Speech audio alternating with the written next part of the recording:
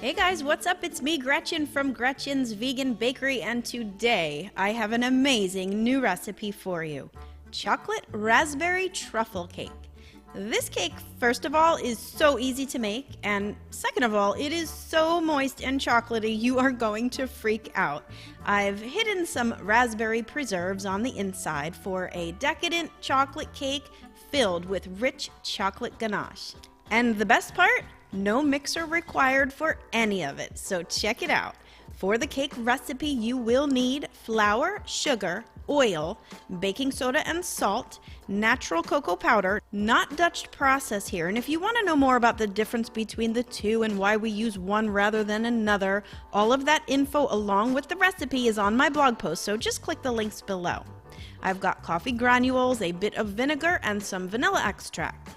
Now first I have to make the coffee with the instant granules and hot water, but if you brew your own coffee, just use that instead.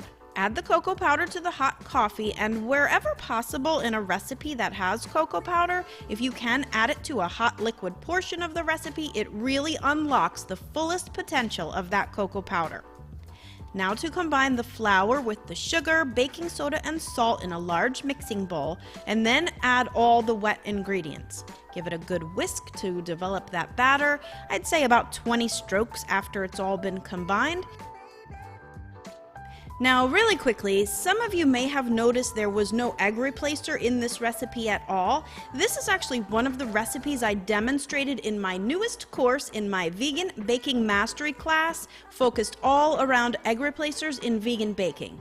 I give you over 10 recipes where I experiment with all different kinds of egg replacers, and then, of course, this one where there is no egg replacer at all. I show explicitly how one differs from the next and why you would want to use one over another in certain recipes.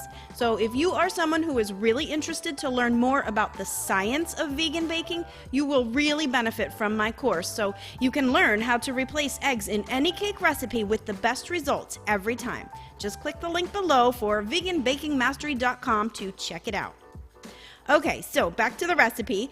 I know I have been making 7-inch cakes lately with 3 layers, but for this one I decided to go back to the 8-inch pans. You can, of course, use 3 7-inch pans or even 2 9-inch pans here with no adjustments to the recipe. Just be sure to fill the pans halfway full and you are good to go.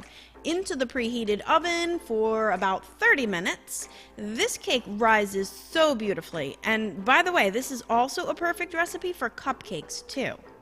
So when it comes out of the oven, cool it completely, and meanwhile to prepare the ganache filling. It's simply melted semi-sweet chocolate, and then I pour some hot soy milk into that, whisk it smooth, and that is now also done. So really, you just need 2 recipes, some raspberry jam, and fresh raspberries. There are no excuses for not making this cake. I don't want to hear it. It is just too easy. Now, this cake does bake into a slight dome that I will trim off for perfectly even layers, but just take a look at the moistness of this cake. It is perfect even without any icing at all. But a filling of the cooled, spreadable ganache is going to take this baby over the edge. I am making a bit of an indent so I can fill the center now with raspberry preserves. Of course, you can decorate this cake any way you like, but I'm keeping it kind of rustic today with another topping of ganache icing and then fresh raspberries.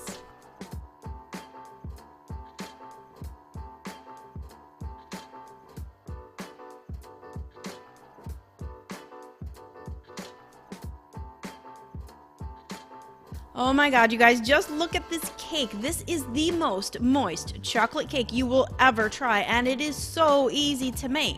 The richness of the chocolate with the sweet preserves and tart raspberries, this was a perfect combination. So I do hope you will try it. Be sure to grab the recipe at gretchensveganbakery.com.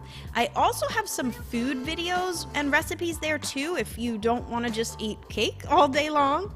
So be sure to check out those recipes as well.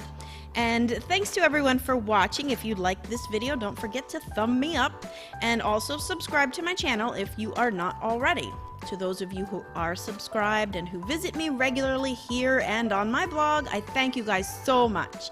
And of course, as always, a great big shout out to my patrons on Patreon and my pals in PayPal for the most amazing support I could ever ask for. You guys are so awesome. If you think you can help support me and Gretchen's Bakery continue to share my awesome recipes for free, click the link below to find out how. For as little as $1 a month, you can totally help. Alright, I love you guys so much. Until next time, happy vegan baking. Bye for now.